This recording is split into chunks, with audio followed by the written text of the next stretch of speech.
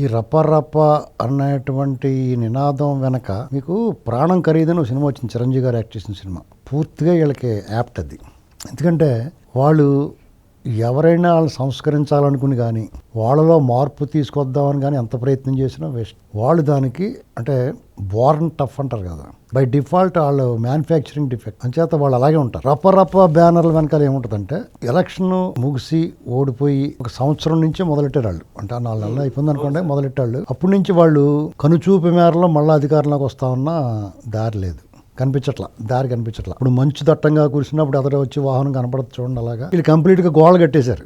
జనాలకి వీళ్ళకి కంప్లీట్గా కనెక్షన్ తెగిపోయింది. వాళ్ళు అన్నేటువంటి రప్ప ఆఖరేస్తారు అనుకోవచ్చా వాళ్ళ వరకు? వాళ్ళు ఏ రకంగా పోనీ ఈ ప్రభుత్వం అయినా తప్పు చేస్తుందేమో అని వెయిట్ చేస్తున్నారు. వీళ్ళు చాలా జాగ్రత్తగా ప్లాన్ చేసుకుంటారు. సాధారణంగా ఎవడన్నా బయటికి రావాలంటే ఏం చేయాలి? ప్రభుత్వం ఇచ్చిన హామీలు నెరవేర్చకుండా ఉంటే రావాలి. వాళ్ళు ఇతనికన్నా బాగా సంక్షేమ పథకాలు ఇస్తున్నారు, అతను ఇవ్వనే కూడా ఇస్తున్నారు, అతనికన్నా బాగా ఇస్తున్నారు. రోడ్లు లాంటివి చిన్న చిన్న సమస్యలు అతను వదిలేసినవి కూడా వీళ్ళు పూర్తి చేస్తున్నారు. అతను పెట్టింది అన్నా క్యాంటీన్ ఒకటి పెట్టి అందరికీ 5 రూపాయలు భోజనం, ఇలాగా జనాల్లో సంక్షేమ పథకాలకు సంబంధించి సాటిస్ఫైయింగ్గా ఉన్నారు.